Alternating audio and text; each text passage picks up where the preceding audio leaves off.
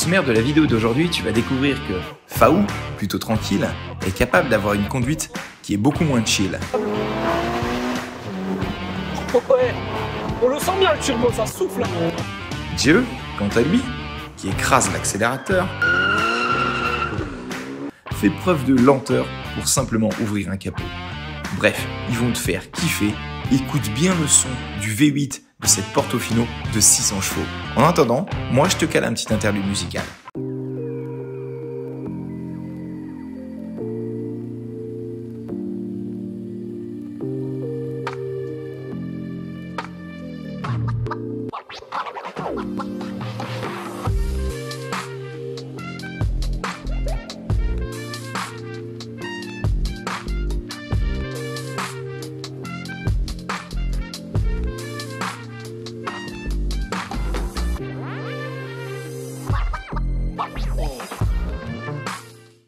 Bonjour à tous, salut GE. Salut Faou, ça va? Très bien et toi? Impeccable. Aujourd'hui on se retrouve au Luxembourg avec un magnifique temps pour vous présenter cette Portofino. Portofino, si. Et on remercie tout de suite Autolux Concept qui nous a prêté ce véhicule toute la journée. Donc programme du jour Faou, ce que je te propose, c'est qu'on leur présente déjà l'extérieur du véhicule. Tout à fait. On va vous présenter un petit peu les particularités physiques de ce véhicule, de la Portofino. Si. L'accent italien, ridicule, beauf, mais on adore. Et ensuite, dans une deuxième partie, on se mettra au volant du véhicule. On vous fera écouter ce V8 qui chante quand même plutôt bien. Qui chante plutôt pas mal, ouais. Qui chante plutôt pas mal. Et ce sera la partie un peu plus sportive de l'essai. La Portofino, la remplaçante de la California et de la California T. C'est un modèle qui est sorti en 2018, donc dans une configuration plutôt discrète. Donc on a les jantes noires qui ont été repeintes par... Exactement. Exactement, je te reprends là-dessus parce qu'en fait Autolux Concept, ce qu'il faut savoir, c'est qu'ils peuvent personnaliser vos véhicules à souhait. Donc là, sur leur véhicule là, d'ailleurs, chose très importante, cette Portofino là, c'est un véhicule de courtoisie chez eux. Hein. C'est-à-dire, vous amenez votre véhicule pour un detailing, vous repartez avec une Portofino ou un autre véhicule, mais vous pourrez repartir avec une Portofino. Donc pour rebondir sur les jantes noires, en fait sur ce véhicule, il y a quelques modifications qui ont été faites. Faou. Ils ont repeint tous les plastiques qui était en plastique mat. La campagne luxembourgeoise, tracteur. Donc ils n'auront pas tous les plastiques qui étaient en couleur mat, ils les auront pas en noir. Donc ce plastique là à l'avant, ils ont changé les jantes, ils les ont peints également en noir pour que le look soit complet. Les rétroviseurs, comme des rétroviseurs exactement. Caméra woman, bien voir. À l'arrière ça se voit bien, tu vois là ils ont repeint tout ce pare-choc là qui était avant en plastique mat et franchement sur un véhicule qui coûte quasiment 200 000 €. Ça faisait un peu cheap quand même. Ça fait un peu, ouais, ça fait un peu wish, un peu cheap d'avoir du plastique trop mat. Donc ils ont décidé de repeindre ça en noir. Petit détail, ils ont aussi repeint ça en noir autour des feux. En fait, c'était la période Ferrari à 2 feux. Maintenant, ils ont repris avec les nouvelles, notamment la F8. On retourne à 4 feux à l'arrière, comme sur les 430, les Modena. Et personnellement, moi, j'aime bien quand il y a 4 feux à l'arrière. Moi, ce que j'aime beaucoup avec la Portofino, c'est qu'elle a une ligne très fluide, tu vois, elle est même je dirais féminine. Bah justement quand on est sur le profil, on peut voir qu'ils ont beaucoup travaillé le toit. Oui. C'est-à-dire que quand le toit est fermé, on a l'impression que c'est un coupé en fait. C'est un coupé, c'est ça. Pas exactement. Comme sur la California qu'elle remplace, on a l'impression que sur la California c'était une madeleine, on va dire, on avait un toit sur une voiture. Exactement. Là ils ont extrêmement bien travaillé le dessin du toit, comme on peut voir sur le profil. Pour un œil un peu moins avisé ou un peu moins passionné, on a l'impression que c'est un coupé. Donc elle remplace, comme j'avais dit, la California. Oui. Et on va dire qu'elle a pris un peu plus de galbe. Elle a pris un peu plus de... Voilà. Donc c'est vrai que la California, c'était un peu la Ferrari d'entrée de gamme.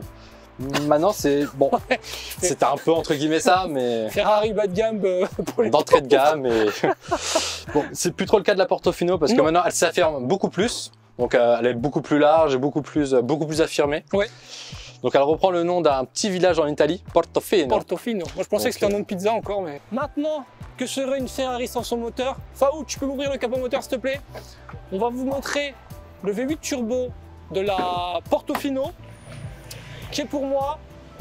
Ah, ça tu peux le laisser parce que à chaque fois on trouve pas le juste au milieu.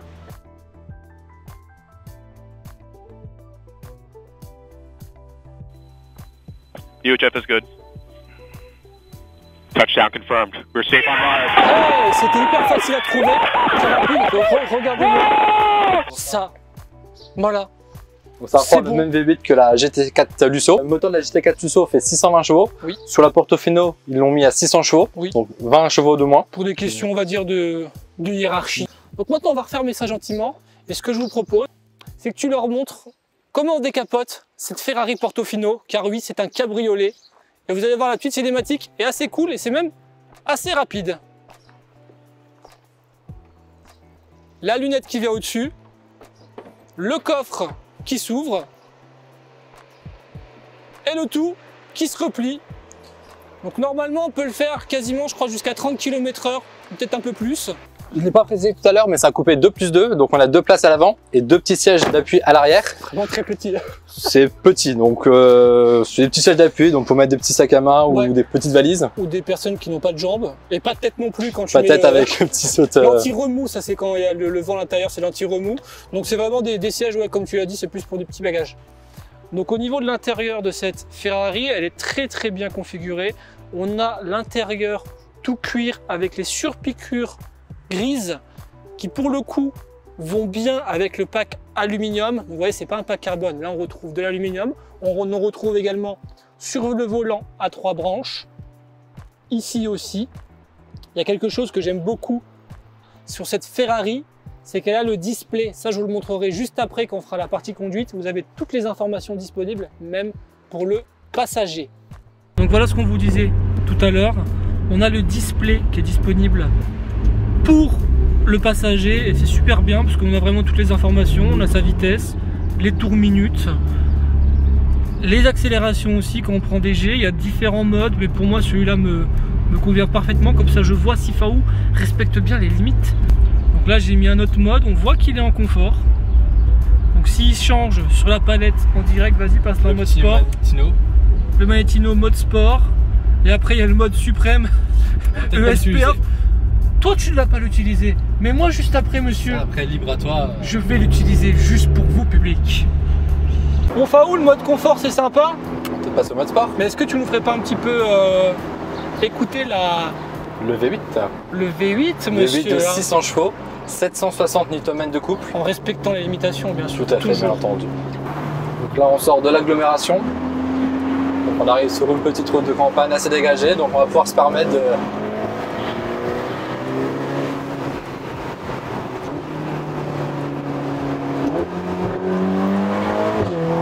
Oh, ça claque en rapport. Ça claque un peu, ouais. Ouais, c'est agréable. Ouais, on le sent bien le turbo, ça souffle. Ah ouais. Ah ouais, bah là en fait je découvre pour la première fois de l'émission la conduite de Faou qui se rapproche pas mal d'une conduite de GE, j'aime beaucoup.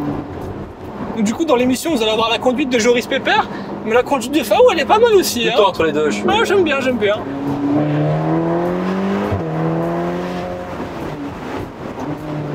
Ah, la campagne luxembourgeoise. Donc GE, je te propose de prendre le volant à toi également, de découvrir... Je vais pas refuser ça, mec. Hein. Donc pour le moment, vous n'allez pas comparer une conduite de Joris et de GE, vous allez comparer deux conduites sportives. Deux conduites, tout à pour fait. le coup, mais c'est vrai que j'ai aussi hâte d'essayer un petit peu ce beau bébé. Je te la mets dans le bon sens. Oui, vas-y, mets-moi là. Enfin, pardon. On va éviter ce genre de caméra sinon. Et GE, je te laisse prendre place à bord du pilote. Tu me donnes la petite caméra. Allez, tiens. Et c'est parti. Tu vas faire découvrir la sonorité de ce V8.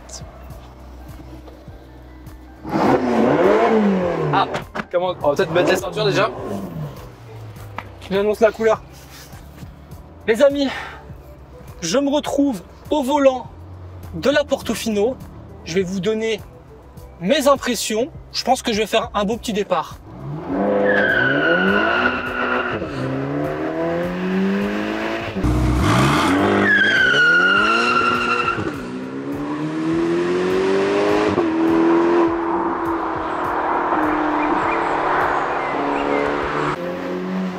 Voilà. Ah oui d'accord, j'étais pas prêt du tout. Bon, je t'avais dit que j'allais désactiver les aides. Ah oui, effectivement, on est en ES. C'est off. Je l'ai remis. On va pas exagérer. C'est vrai que ça chante bien. Hein. Ça chante très bien. Ouais. Ah ouais. C'est pas trop. T'as vu, dès que tu arrives à 6-7 000 tours minute, ça sonne.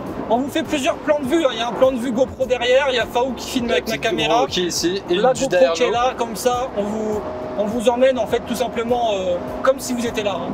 Je vais rétrograder. 2.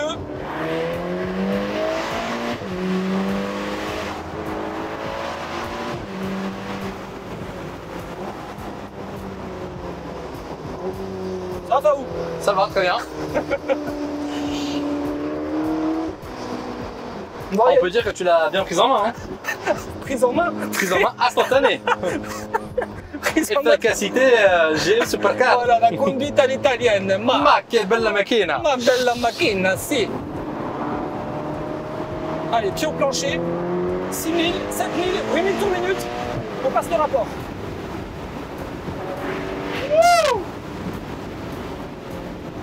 D'accord, rétrograde, j'adore. Les rétrogradages, c'est magnifique. Ces routes sont magnifiques aussi. Hein.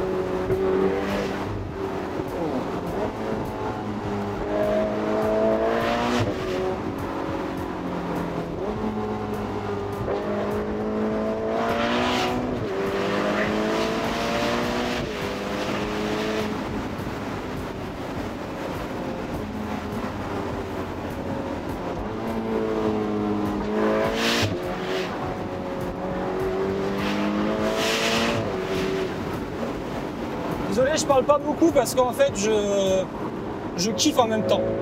Et je kiffe également aussi à mon tour. Même en tant que passager, on peut vraiment retranscrire vraiment la puissance de l'auto. Je me mets en mode confort, comme ça on peut parler un petit peu.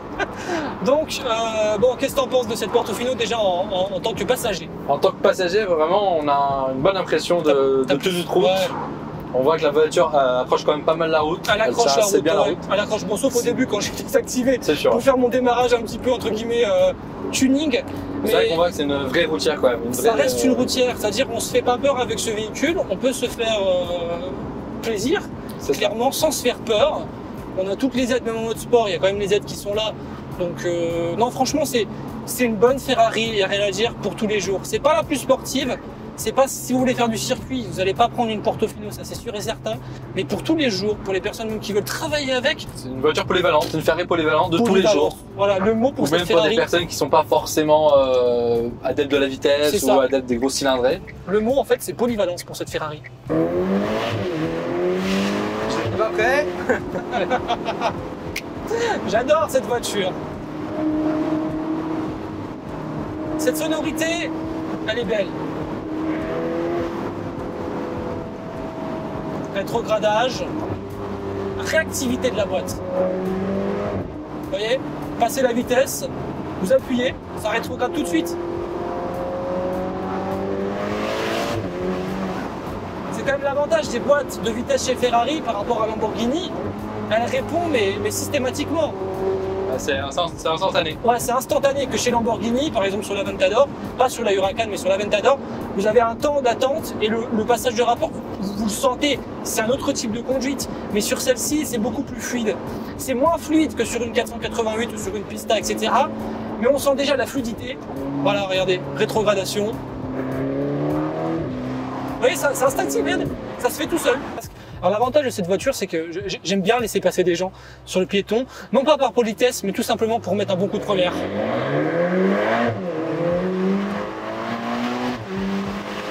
Et maintenant, je vais te laisser kiffer le son du V8 de cette Portofino. Alors ferme les yeux et monte le volume.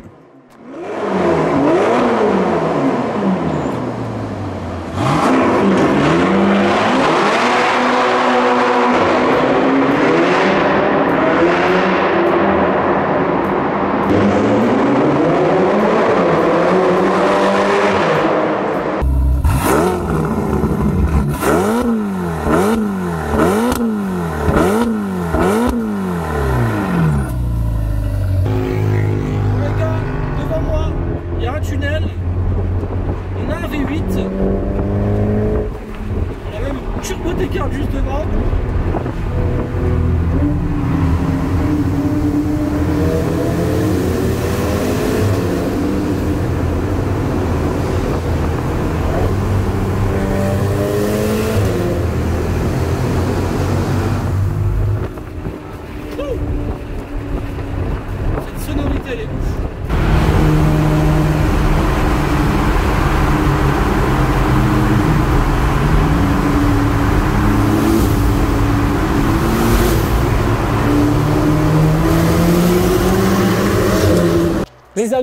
J'espère que ce reportage sur cette Portofino avec Autolux Concept vous a plu. Faou, merci d'avoir été là. Merci à toi aussi de m'avoir convié à ce reportage très dynamique. Très dynamique. J'ai bien aimé déjà ta conduite, qui était quand même sportive. Hein. Modérée, mais voilà. Et puis après, je t'ai montré une petite conduite de GE, on va dire ça comme ça. La fameuse conduite de GE, la conduite que vous aimez tant. Donc les gars, mettez un gros pouce bleu si vous avez kiffé cette vidéo. Abonnez-vous. Laissez un petit commentaire, mais surtout abonnez-vous parce que l'épisode 2, on vous promet du très lourd. L'évolution de celle-ci d'ailleurs. Et dans un cadre différent. Dans un cadre différent. In the French River. French River, yeah. You're bilingue et tout. Yeah, of course. Effectivement, on a testé, on vous dit tout de suite, hein, la Portofino M, donc l'évolution de cette Portofino, il y a quelques différences, toujours du soleil, mais sur le circuit de Monaco, ça ce sera dans l'épisode 2 les amis. Allez, à bientôt. Salut. Ma que buena la Portofino. Allez, ma que buena. Allez, on va refaire un tour en ville, on lui rend pas la voiture, celui-là de toute façon. Hein. Mais abonnez-vous aussi à Autolux Concept quand même, parce que bon... Son petit Instagram, il est ici. Il est juste là, et nous, eh ben écoute... On va cruiser un peu en ville. Allez, salut.